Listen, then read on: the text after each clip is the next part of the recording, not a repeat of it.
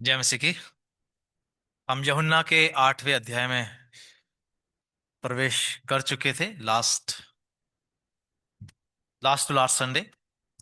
आज इस चैप्टर को मैं खत्म करूंगा और मैं समय का पूरा ध्यान रखूंगा।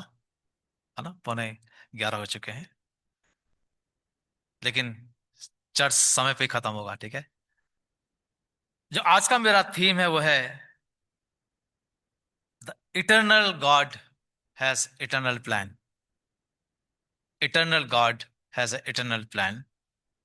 और ये कह सकता हूं कि the God has eternity with certainty. कि जो अनंत काल का परमेश्वर है उसकी अनंत योजना है। और ये जो अनंत की मैं बातें आपसे कर रहा हूं इसलिए करता हूं क्योंकि खुद प्रभु यीशु मसीह ने इसी यूहन्ना के अंदर कहा है, जीवन का जल मैं हूं, जीवन की रोटी मैं हूं, सच्ची दाखलता मैं हूं। अच्छा चरवाहा में जो हमने गीत गाया था उसमें सारा कुछ है कि मैं हूं। और जो ये कहता है कि मैं हूं वो अपने आप में बहुत सामर्थी है, वो बहुत विश्वास योग्य है।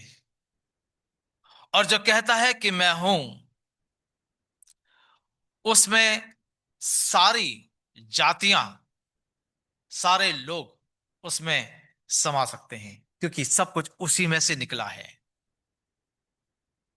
प्रभु यीशु मसीह ने ये अभी तक ये सारी बातें कही हैं। मैं हूं, मैं हूं, मैं हूं। इंसान की एक फितरत है। हम लोग जैसे हैं, जैसा हम अपने बारे में जानते हैं या अपने आप को समझते हैं।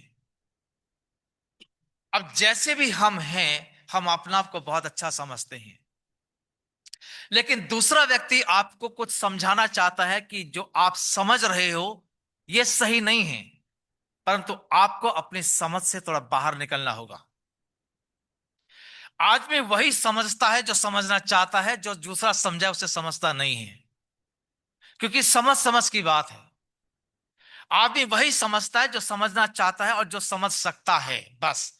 दूसरा आदमी बिल्कुल नहीं उसे समझा सकता क्योंकि वो अपनी समझ में इतना मजबूत होता है।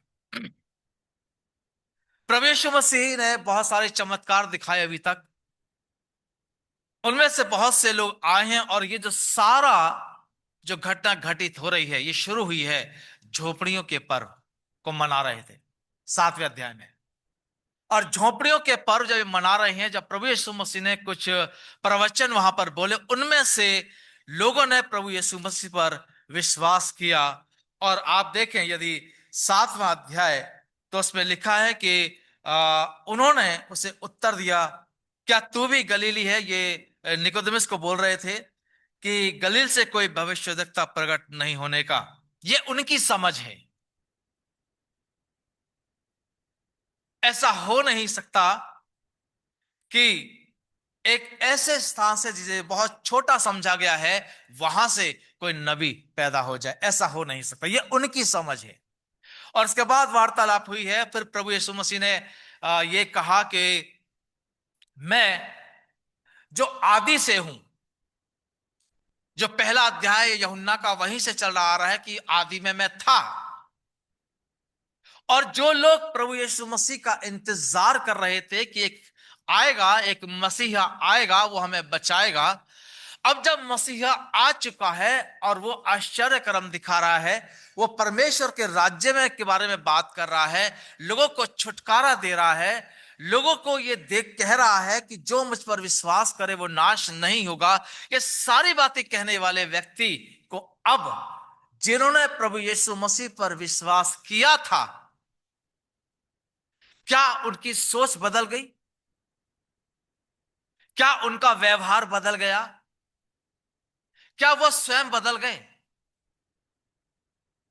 जिन्होंने प्रभु यीशु मसीह पर यह कह के विश्वास किया कि हाँ, हम मानते हैं कि तू परमेश्वर का पुत्र है, हाँ हम ये मानते हैं कि तू ही हमारा उद्धार करता है। ऐसे लोग जिन्होंने ये कहा और स्वीकार कर लिया, क्या उनका जीवन बदल गया? अगर बदल गया होता, क्योंकि इन्होंने यीशु मसीह पर विश्वास किया है, तो ये देखो क्या कह रहे हैं। आइए 48 वर्ष में क्या कहा यूहन्ना, उसका 8वां अध्याय आप निकाल लीजिएगा, जो देर से आए थे उनके लिए बता रहा हूं। यूहन्ना 8 अध्याय और 48 पद में लिखा है, यह सुन यहूदियों ने उससे कहा, यीशु से कहा, क्या हम ठीक नहीं कहते कि तू सामरी है और तुझ में दुष्ट आत्मा है? जिन्होंने प्रभु यीशु मसीह पर विश्वास कर लिया था और जब बातचीत हो रही है, यही लोग अब प्रभु यीशु मसीह से कह रहे हैं तू सामरी है। क्यों कहा कि ये तो सामरी है? यह छोटी बात नहीं है। ये एक राजाओं के राजा, प्रभुओं के प्रभु, उस उद्धारकर्ता का किस तरीके से अपमान कर रहे हैं, और एक उस परमेश्वर का बेटे का अपमान कैसे कर रहे हैं, उसकी तुलना एक ऐसे जाति से कर रहे हैं जिनको ये यहूदी कुछ नहीं समझते। ये अपमान है। कौन कर रहे हैं? जिन्होंने प्रभु यीशु मसीह पर विश्वास कर लिया था। 7वें 8वें अध्याय में विश्वास करने वाले लोग ये प्रभु यीशु मसीह से कहते हैं कि तू सामरी है। ये तो इस तरीके से होगा कि कोई बहुत बड़ा एक ताकतवर व्यक्ति है जिसको आप अपने सामने कुछ नहीं समझते, और ताकतवर आदमी से कहें कि तुम ताकतवर अपने लिए होंगे, लेकिन मेरी दृष्टि में तुम ये हो। तुम बहुत ज्ञानवान होंगे, लेकिन मेरी दृष्टि में तुम ये हो। तुम बहुत धनवान होंगे, लेकिन तुम मेरी दृष्टि में ये हो। अपमान। और क्या कह रहे हैं कि तू यहूदियों को राजा कहता है, तू अपने आप को परमेश्वर का पुत्र कहता है। हम विश्वास करने वाले लोग अब तुझे कहते हैं कि तू सामरी है और तुझ में दुष्ट आत्मा है। इतना अपमान विश्वासी लोग। और अब ये जो प्रभु यीशु मसीह के साथ जो झोपड़ियों का पर्व मना रहे हैं, जो व्यवस्था का पालन कर रहे हैं, जो कहते हैं कि हाँ तू है, अब वो इतना परेशान हो गए हैं जब प्रभु यीशु मसीह उनसे ये कहता है कि मैं हूं। क्या कभी कभी ऐसा होता है हमारे साथ? हमारी तुलना किसके साथ की जाती है? हम विश्वासी हैं, या हम जब किसी का अपमान करते हैं तो किस हद तक कर सकते हैं? कौन? विश्वासी, परमेश्वर के जानने वाले, परमेश्वर के मानने वाले, आराधना करने वाले, प्रार्थना योद्धा। क्या हमारा अपमान होता है या हम किसी का अपमान करते हैं? यहां उस परमेश्वर के पुत्र का अपमान हो रहा है। क्या बोल रहे हैं कि तू सामरी है। सामरी कौन थे? सामरी कौन थे? और जब ये वचन मैंने शुरू किया था इंजील यूहन्ना की, मैंने आपको बताया था कि सामरी लोग कौन थे। ये एक मिक्स कम्युनिटी थी, यानी कि पुरुष कोई और औरत कोई और उसके बाद मिश्रण से जो संतान उत्पन्न हुई वो सामरी थी। और उस परमेश्वर के पुत्र की तुलना उनसे की जा रही है। कौन? विश्वास करने वाले लोग, जो ये कह चुके थे हाँ तू परमेश्वर का पुत्र है, और अब कहते हैं कि तू सामरी है, और कह रहे हैं कि तुझ में दुष्ट आत्मा है किसमें दुष्ट आत्मा? जो कह रहे हैं उनके अंदर है, लेकिन वो नहीं मान रहे हैं। वो कह रहे हैं कि नहीं तुम्हारे अंदर है। प्रभु यीशु मसीह से कहते हैं कि तेरे अंदर दुष्ट आत्मा है। यीशु ने उनसे कहा 49 में, यीशु ने उत्तर दिया, मुझ में दुष्ट आत्मा नहीं, परंतु मैं अपने पिता का आदर करता हूं और तुम मेरा निरादर करते हो। एक संतान अगर अपने माँ बाप की बहुत ज्यादा खिदमत करता है, उनका कहना मानता है, तो बाकी के जो बच्चे भाई बहन है वो शायद ये कहते होंगे कि ये बड़ा चापलूसी करता है मम्मी पापा की। एक बेटा अपने माँ बाप की इज्जत करता है, उनका बहुत ख्याल रखता है, उनको अपने साथ रखता है, हर बीमारी में उनको सपोर्ट करता है। लेकिन जो दूसरे भाई बहन है जो दूर से देख रहे हैं वो ये कहते हैं कि बहुत चापलूसी करता है, प्रॉपर्टी का लालच इसी को है। प्रभु यीशु मसीह अपने पिता का आदर करता है, उसकी आज्ञा का पालन करता है। और फिर प्रभु यीशु मसीह ये कह चुका कि मैं अपनी मर्जी से कुछ नहीं कहता, मैं अपनी मर्जी से कुछ नहीं कर रहा, परंतु जो मेरा बाप मुझसे कहता है मैं वही करता हूं और वही कहता हूं। तो मैं अपने पिता का आदर कर रहा हूं और ऐसा करने से मैं अपने पिता की महिमा करता हूं। परंतु तुम ये कहते हो कि नहीं, तुम्हारा पिता जो हो इब्राहिम का जो परमेश्वर वो तुम्हारा परमेश्वर है। तो ये कह रहा है यीशु मसीह कि अगर तुम्हारा वो परमेश्वर है, इब्राहिम का परमेश्वर तुम्हारा परमेश्वर है, तो तुम मुझे क्यों नहीं मानते? क्यों? समझ, विचारधारा क्या है जिसका वो इंतजार कर रहे थे, उसे वो पहचान क्यों नहीं पा रहे हैं? उसे समझ क्यों नहीं पा रहे हैं? उस पर विश्वास करने के द्वारा अपना जीवन से समर्पित क्यों नहीं कर पा रहे हैं? कुछ कारण है। कारण क्या है प्रियो? और कारण है पाप। केवल विश्वास कर लेना ही परमेश्वर की महिमा करना नहीं है, परंतु प्रभु यीशु मसीह ने यह बात कही और वो कहता है, उसने कहा, आइए हम पढ़ें, परंतु मैं अपनी प्रतिष्ठा नहीं चाहता, हां एक है जो चाहता है और वो न्याय करता है। 51, मैं तुमसे सच सच कहता हूं, यदि कोई व्यक्ति मेरे वचन पर चलेगा तो वह अनंत काल तक मृत्यु को ना देखेगा। इतनी बड़ी बात प्रभु यीशु मसीह ने कही, और इसीलिए जो मेरा जो थीम है, जो मेरा विषय है, the eternal God has a eternal plan, कि जो मेरे वचन पर चलेगा, सुनना नहीं चलना है, वो अनंत जीवन पाएगा और वो कभी ना मरेगा, क्योंकि वो अनंत काल के पिता के पास अनंत योजना है। और यही हमारी प्रार्थना है कि हम वचन के सुनने वाले नहीं, हम तो चलने वाले बन सकें। और जो प्रभु यीशु मसीह पर विश्वास कर चुका है, अब प्रभु यीशु मसीह का अगर उसे महिमा करनी है तो उस तरीके से करे कि उसे परमेश्वर की बातों को मानना होगा, उन पर चलना होगा। अब जब प्रभु यीशु मसीह ने कहा कि वो मृत्यु को ना देखेगा, 52 में कहता है, यहूदियों ने उससे कहा, अब हमने जान लिया कि तुझ में दुष्ट आत्मा है। कैसे? प्रभु यीशु मसीह कह रहे हैं कि जो मुझ पर विश्वास करे और जो मेरे वचनों पर चले वो कभी ना मरेगा। अब इन्होंने कहा क्योंकि इनकी सोच ऐसी है, ये समझ ऐसे रहे हैं कि हम सही हैं क्योंकि हम यहूदी हैं, हम यहोवा के मानने वाले लोग हैं, इसलिए वो प्रभु यीशु मसीह को छोटा समझते हैं, इसीलिए उसकी तुलना सामरी से कर रहे हैं। और जब प्रभु यीशु मसीह ने कहा कि जो मुझ पर विश्वास करे वो नहीं मरेगा, इन्होंने तुरंत उस बात को पकड़ लिया। व्हाट? कभी नहीं मरेगा? इब्राहिम यहोवा परमेश्वर पर विश्वास करता था, इब्राहिम परमेश्वर की बातों को मानता था, इब्राहिम ने यहां तक विश्वास योग्य रहा कि अपने बेटे को कुर्बानी करने के लिए तैयार हो गया है। Do you know Jesus? Ibrahim मर गया है। यीशु कहता है जो मुझ पर विश्वास करे, मेरे वचनों पर चले, वो नहीं मरेगा। और ये कहते हैं इब्राहिम मर गया, और तू कहता है कि कोई मरेगा नहीं।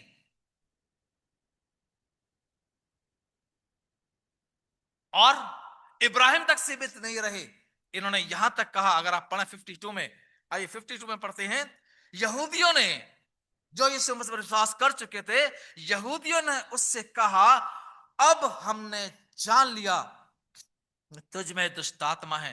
इब्राहिम मर गया और भविष्यद्वक्ता भी मर गए हैं, और तू कहता है कि यदि कोई मेरे वचन पर चलेगा तो वह अनंत काल तक मृत्यु का स्वाद ना चखेगा। ये क्या है? क्या जितने लोग पुराने नियम के जो हीरो रहे, विश्वास योग्य रहे, क्या वो नहीं मरे? मरे। या जितने लोगों ने परमेश्वर की सेवा की है, शायद जिन्हें हम जानते हैं, बहुत विश्वास योग्य जीवन उनका रहा, उन्होंने परमेश्वर के राज्य के लिए बहुत सारे कार्य किए, आज वो कहां हैं? आज हमारे बीच में नहीं है। क्या परमेश्वर के सच्चे भक्त मर गए हैं? और हम जो परमेश्वर के साथ चल रहे हैं, उसकी आज्ञा का पालन करते हैं, हम जो अपने आप को बहुत सारे दुनियादारी से और अपने आप को पापों से बचाए रखते हैं, क्या हम नहीं मरेंगे? हम मरेंगे। अब समझ की बात यह है, जो प्रभु ये यीशु कह रहे हैं और जो ये कह रहे हैं, उसके बीच में समझना अब हमें है। प्रभु यीशु मसीह कह रहे हैं कि जो मुझ पर विश्वास करता है और जो मेरे वचनों को मानता है, वो ना मरेगा। और यहूदी ये कह रहे हैं कि मर गए। आइए, किस प्रकार की बात हो रही है यहां पर, और इसको समझना बहुत जरूरी है। वर्स 53 हमारा पिता अब्राहम तो मर गया, क्या तू उससे बड़ा है? और भविष्य भी मर गए, तू अपने आप को क्या ठहराता है? क्या कहता है? तू नहीं मरेगा। और जो तुझ पर विश्वास करते हैं, क्या वो नहीं मरेंगे? इससे पहले जितने यहोवा की परस्तिश करते थे, जितने उसके आज्ञाकारी थे, वो सब मरे हैं। उसने कहा, वर्स 54 यीशु ने उत्तर दिया, यदि मैं आप अपनी महिमा करूं तो मेरी महिमा कुछ नहीं, परंतु मेरी महिमा करने वाला मेरा पिता है, जिसे तुम कहते हो कि वह तुम्हारा परमेश्वर है। तुमने तो उसे नहीं जाना, परंतु मैं उसे जानता हूं। यदि मैं कहूं कि मैं उसे नहीं जानता, तो मैं तुम्हारी तरह झूठा ठहरूंगा, परंतु मैं उसे जानता हूं और उसके वचन पर चलता हूं। 56 तुम्हारा पिता इब्राहिम मेरा दिन देखने की आशा बहुत मगन था, आशा से बहुत मगन था, और उसने देखा और आनंद किया। ये कह रहे हैं प्रभु इब्राहिम मर गया है, और प्रभु यीशु मसीह कहते हैं तुम्हारा पिता, जिसे तुम इब्राहिम कहते हो, जो विश्वासियों का पिता ठहराया गया है, वो तो खुद मुझे देखना चाहता था। और यहां पर थोड़ी डॉक्ट्रिन है, थियोलॉजी है। और डॉक्ट्रिन ये है कि प्रभु यीशु मसीह वो परमेश्वर भी है और वो मनुष्य भी है। प्रभु यीशु मसीह इस समय जब बातचीत कर रहे हैं, वो मनुष्य हैं। और प्रभु यीशु मसीह जो कहते हैं कि इब्राहिम मुझे देखना चाहता था, मैं था। He is God. वो परमेश्वर भी है और वो पुत्र भी है, इंसान भी है। और इब्राहिम जो मुझे देखना चाहता था, क्या इब्राहिम ने देखा यीशु को? क्या किसी किसी ने देखा यीशु को? हां, इनडायरेक्टली प्रभु यीशु मसीह को देखा और उसके बारे में सुना है। आज हम लोग जो विश्वासी हैं प्रियो, आज हम किन आंखों से हम परमेश्वर को देखना चाहते हैं? हम परमेश्वर को अपनी इन वाली आंखों से नहीं देख सकते, लेकिन अपनी मन की और आत्मिक आंखों से हम खुदा को आज भी देख सकते हैं, क्योंकि जब हम उसके भवन में बैठे हैं, यह उसका घर है, वो मालिक है इस घर का, जिसकी परस्तिश हम करते हैं, जिसकी आराधना हम करते हैं, वो इसका मालिक है। हम देख नहीं पा रहे हैं, क्योंकि पाप परमेश्वर को देखने नहीं देगा। और यहां पर इनकी जो जिद है कि हम यहूदी हैं, व्यवस्था को मानने वाले लोग हैं, और तू ये कहता है कि इब्राहिम तुझे देखना चाहता था, और क्या कहा इन्होंने? अभी तो 50 साल का भी नहीं है और इब्राहिम की बात करता है। जी हां, वो अनंत काल का परमेश्वर, वो इनसे बातें कर रहा है और अनंत काल की बातें कर रहा है, लेकिन वो समझ नहीं पा रहे हैं। जब इसने कहा कि हमारा पिता इब्राहिम है, तो उसने कहा कि हाँ तुम्हारा पिता इब्राहिम है, और जो तुम इब्राहिम के परमेश्वर को अपना पिता कहकर मानते हो, तो मुझे क्यों नहीं मानते? अब आप कहेंगे हम तो मानते हैं, तभी तो हम यहां पर बैठे हैं। और मैं ये कहूं कि आप नहीं मानते, और आप कहो कि हम तो मानते हैं। यदि हम नहीं मानते तो हम संडे को कहीं और होते। और मैं ये कहता हूं कि आप नहीं मानते। सच कौन है? सच कौन है? आप यहां बैठे हैं, और बहुत से लोग शायद ऐसे हैं जिनके पास ये आवाज जा रही है, जिनके कानों में आवाज होकर दिल में पहुंच रही है, और मैं ये कहूं कि आप खुदा को नहीं मानते, because you are insulting God. आप खुदा का अपमान करते हो जब खुदा को नहीं मानते। कल बाइबल स्टडी में हम यही बात कर रहे थे, है ना? और you are missing our Bible study. अगर आप नहीं अटेंड करते, आप बहुत चीज खो रहे हैं। कल हम स्टडी में ये बात कर रहे थे कि ये जो परमेश्वर का भवन है, ये क्या है? किस चीज की पिक्चर है ये? बाइबल स्टडी वाले बता सकते हैं किसकी पिक्चर थी? स्वर्ग। स्वर्ग में कौन? परमेश्वर। यहां कौन? परमेश्वर। स्वर्ग में कौन परिस्थिति करता है? परमेश्वर के फरिश्ते। यहां परिस्थिति कौन करता है? परमेश्वर के चुने हुए लोग। परमेश्वर में परमेश्वर की महिमा होती है, परमेश्वर के इस निवास स्थान पर यहां भी परमेश्वर की महिमा होती है। यह स्वर्ग का एक छोटा चित्र है कलीसिया। इसलिए हमें कोई अधिकार नहीं है कि हम परमेश्वर का अपमान परमेश्वर के भवन में आके तब करते हैं जब हम अपनी इच्छा के अनुसार बैठते और अपनी इच्छा के अनुसार चले जाते हैं। इसलिए मैंने कहा, आप खुदा के मानने वाले शायद कुछ लोग नहीं हैं। हम इस सोच के लोग हैं, हम देर से सोते हैं, देर तक सोते हैं। हाले, हम देर से सोते हैं और देर तक सोते हैं, क्योंकि संडे छुट्टी का दिन है। इसलिए देर से सोना और देर तक सोना। और आप कहते हो आप परमेश्वर को मानने वाले हो। नहीं, प्रभु यीशु मसीह कह रहे हैं, अगर तुम ये कहते हो कि परमेश्वर तुम्हारा परमेश्वर है जिसकी व्यवस्था लेकर के तुम चले, जिस परमेश्वर ने अपनी व्यवस्था में ये कहा था कि मैं तुम्हारे लिए एक मसीहा भेजूंगा जिसका तुम इंतजार कर रहे थे, अब वो आ चुका है, तो तुम विश्वास क्यों नहीं करते कि मैं वही हूं? मैं वही हूं। उसने कहां बोला ये बात? आगे देखें। उसने कहा 56 पद में, तुम्हारा पिता अब्राहम मेरा दिन देखने की आशा से बहुत मगन था, खुश था वो, और उसने देखा और आनंद किया। वर्ष 57 यहूदियों ने उससे कहा, अब तक तू 50 वर्ष का नहीं, फिर भी तूने इब्राहिम को देखा है। यीशु ने उनसे कहा, मैं तुमसे सच सच कहता हूं कि इसके पहले कि इब्राहिम उत्पन्न हुआ, मैं हूं। मैं हूं। कहा? मैं अपने पिता के साथ था, आदि में वचन था, वचन परमेश्वर के साथ था, और वो वचन देहधारी होकर जो तुम्हारे सामने आया है, तुम पहचान नहीं रहे हो। कारण? ढीठपन का पाप। उन्होंने कहा, प्रभु काश ये कहते, प्रभु तेरा धन्यवाद,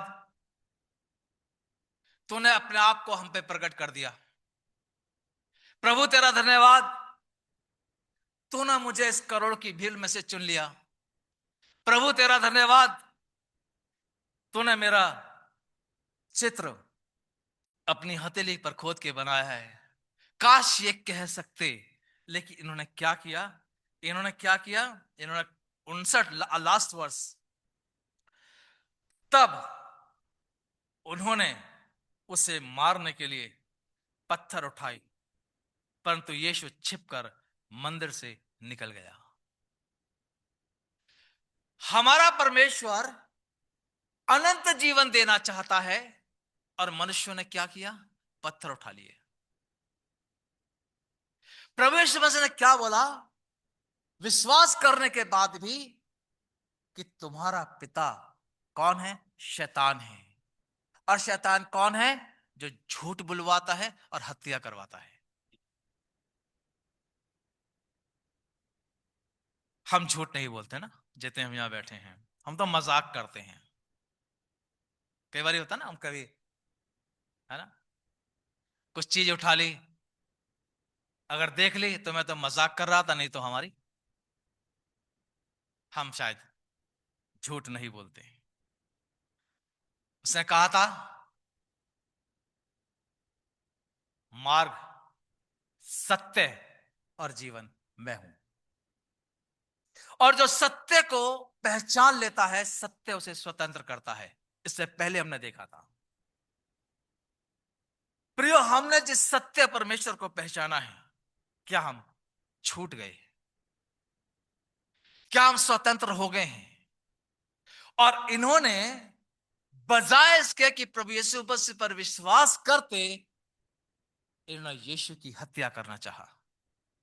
और यीशु ने कह दिया था कि तुम झूठ और हत्यारे की संतान हो। आदि से वो झूठ बोलता है और हत्या करता है। और अब ये क्या कर रहे हैं? पत्थर उठा लिए हैं। क्या करने के लिए? मारने के लिए। इससे पहले 7वें 8वें अध्याय में ये विश्वास कर चुके थे, तभी यीशु मसीह के साथ इनकी वार्तालाप हो रही थी। जिन्होंने विश्वास नहीं किया वो चले गए थे, इन्होंने तो विश्वास कर लिया था। और अब क्या क्या क्या क्या बातें प्रभु यीशु मसीह के बारे में बोल रहे हैं। तू सामरी है, तुझ में दुष्ट आत्मा है, तू ये है, तू ये है। मेरे प्रियो, यहां पर जो बात आ रही है वो ये आती है कि वो प्रभु यीशु मसीह पर विश्वास भले ही कर चुके हो, लेकिन उनके जीवन में किसी प्रकार का परिवर्तन नहीं आया था। क्यों परिवर्तन नहीं आया? क्योंकि ये जानते नहीं थे कि किससे बातें कर रहे हैं। इनकी जो सोच है और जो ये समझते हैं, ये आधा शब्द समझते हैं। और अधूरा ज्ञान खतरनाक होता है। ये केवल एक ही चीज जानते थे कि ये आश्चर्य कर्म करता है।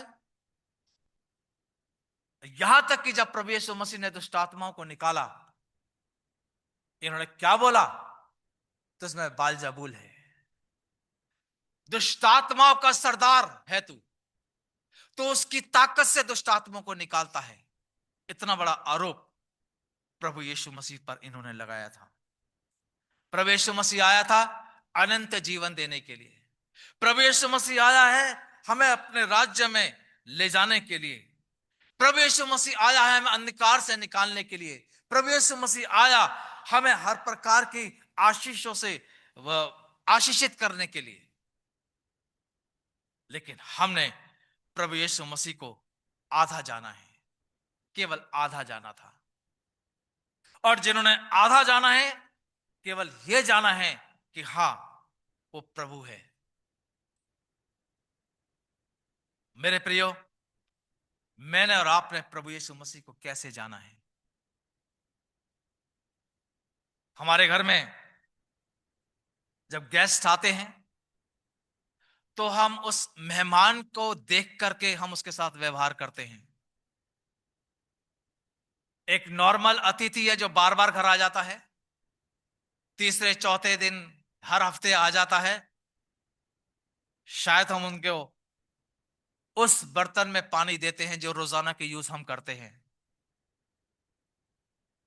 इस स्टील का ग्लास उतारा, आपने उसको पानी दे दिया। शायद प्लेट में रखकर भी नहीं देते हैं क्योंकि वो रोज आता है। उससे ऊंचा कोई मेहमान आता है, हम शायद उससे कांच के गिलास में पानी दे देते हैं। उससे ऊंचा जब आ जाता है तो हम अच्छा वाला बर्तन ढूंढते हैं और शायद पलंग के अंदर से निकालते हैं, है ना। कुछ ऐसे भी होते हैं ना, पलंग के अंदर से निकालते हैं अच्छी वाली क्रॉकरी, महंगी वाली क्रॉकरी। वो खास मेहमानों के लिए है, सब आप ही के तो हैं। जब हम इतना अंतर कर सकते हैं, नॉर्मल मेहमान का अलग, उसको स्टील के गिलास में दे दो, बिना थाली के दे दो। कोई ज्यादा ऊंचा आ गया तो चलो प्लेट में रख करके दे दो। हमारे ही मेहमान, हम उनके साथ कैसे व्यवहार करते हैं। मेरे प्रियो, ये हमारी सोच है, हमारी समझ है कि हमने प्रभु को क्या जाना है, हमारे अंदर कितना जोश है प्रभु के प्रति, हम कितना प्यार करते हैं अपने परमेश्वर से। और जैसे मैंने कहा था, और मैं उसे फिर से कहना चाहूंगा प्रियो, ये परमेश्वर का भवन, एक ये परमेश्वर का जो निवास स्थान है, जहां परमेश्वर रहता है स्वर्ग में, उसका छोटा सा एक चित्र है ये परमेश्वर का भवन जो होता है। हम उसके चुने हुए लोग, हम जब उसकी इबादत करते हैं, हमारा बैठना, हमारा उठना, हमारा संगीत गाना, आराधना करना, ये बहुत मायने रखता है। अब जैसा आप परमेश्वर को समझोगे, वैसा आप उसके साथ बर्ताव भी करोगे, और जो जैसा उसके साथ बर्ताव करेगा, वो वैसा उसके साथ बर्ताव करेगा। Let's honour our God. आइए उस खुदावंत की हम, जिसकी परस्तिश करते हैं, हम उसका आदर मान भी करें। और इन्होंने क्या किया, उसका अपमान किया है। कैसे अपमान कर रहे हैं? एक तो कहा कि तू सामरी है, जिनको वो कुछ नहीं समझते, उस उद्धारकर्ता की तुलना उससे कर रहे हैं।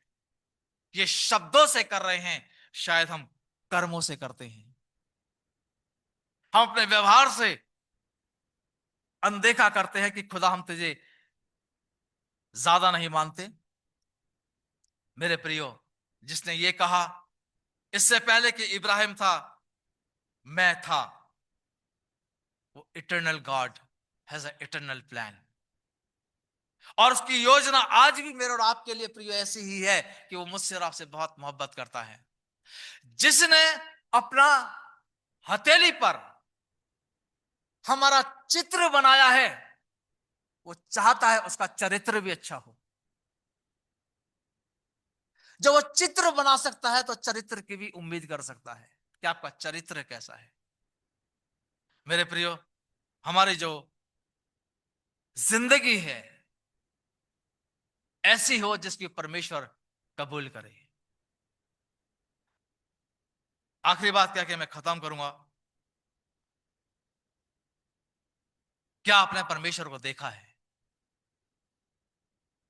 प्रभु यीशु मसीह कह रहे हैं, काश तुम जिस परमेश्वर की इबादत करते हो, अगर उसके समझ गए होते तो मुझे भी समझ लेते। हम कैसे उस परमेश्वर को समझ रहे हैं, कैसे जानते हैं हमें वो कि मेरा परमेश्वर है? मेरे प्रियो, वो सामूहिक परमेश्वर के साथ साथ वो व्यक्तिगत परमेश्वर है।